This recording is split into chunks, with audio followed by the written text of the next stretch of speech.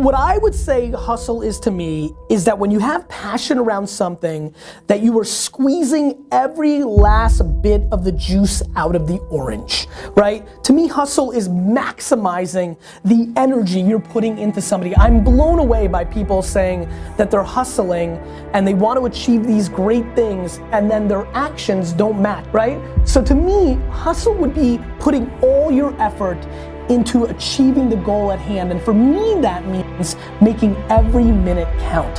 Hustle is putting it all on the line. Hustle is waking up one day, the day before you die, and realizing you gave it your all into the parenting of your children, the building of your businesses, the philanthropy that you wanted to do. Whatever you define, it's just, all in, emotionally and executionally, in theory and strategy and in execution.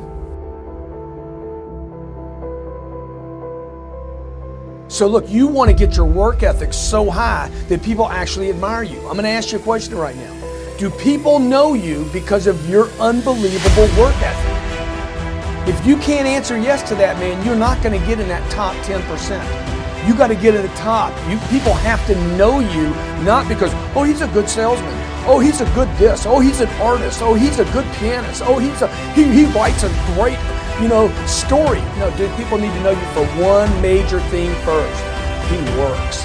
He produces. The guy's there every day. The guy's pushing and shoving. Because the truth is, no matter how good your ideas are, how good your art is, or how good your skill set is, if you're not working, man, if you're not vibrating at a frequency that people say, my God, how does that guy do all that? If you're not vibrating at that rate, 10x levels, massive action, tremendous work ethic, it's just a muscle now, and it's just a discipline in your life, and it's a normal way that other people think is abnormal. Ryan Seacrest, Tom Cruise, Oprah, Steven Spielberg, still pumping and working as a billionaire.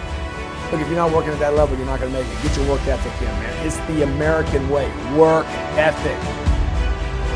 I come here to remind you that there's only one thing you can do. The only thing you can do, only thing that is controllable, if you want it, if you want this, is work. Started using the word work more than the word hustle, just because I want everybody to understand what we're really talking about here. Nobody you know has become successful outside of it being given to them from their family. Nobody you know has actually created success without working their face off. It doesn't exist.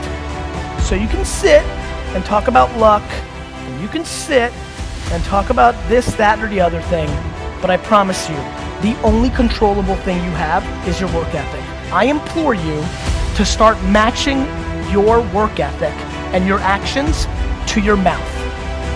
If you're gonna be a billionaire, you need to realize that most people that create $1 billion worth of wealth don't do anything besides work every single day of their 20s and 30s. Most people never achieve their goals because most people suffer from possibility blindness. They look around trying to think about the things that they don't have. Robert Roots, a young man who wrote a book about success principles of the 3 little pigs. He said, it's not what you don't have, it's what you think you need that keeps you from being successful or happy in life. It's not what you don't have. See, I was focused on what I didn't have. Don't have a college degree, don't have any credentials, never worked for a major corporation. I was focused on the negative things and said, negative things are the things that you see when you're not focused on your goal. What do you come with? What is it? A friend of mine, Dexter Yeager, said, when the dream is big enough, the odds don't matter. I'm reminded of a great man. I was reading Time magazine talking about some of the great minds of the last century. They didn't mention his name, Dr. Howard Thurman, one of the mentors of Dr. Martin Luther King Jr., also an advisor to Mahatma Gandhi and Albert Schweitzer. And he said, the ideal situation for a man or woman to die is to have family members standing around their bed praying with them as they cross over. But imagine, if you will, being on your deathbed and standing around your bed, the dreams given to you by life, the ideas that you never acted on, the talents, the gifts, the abilities that you never used.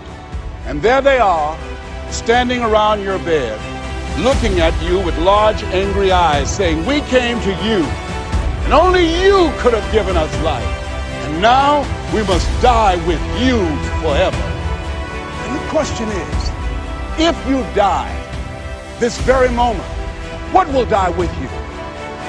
What dreams? What ideas? What talents? What leadership potential? What greatness that you showed up to bring? That you allowed fear or procrastination to hold you back. Perhaps that's why Henry David Thoreau wrote the words, oh God, to reach the point of death, only to realize that you've never lived, only to realize that you've never scraped the surface of your potential.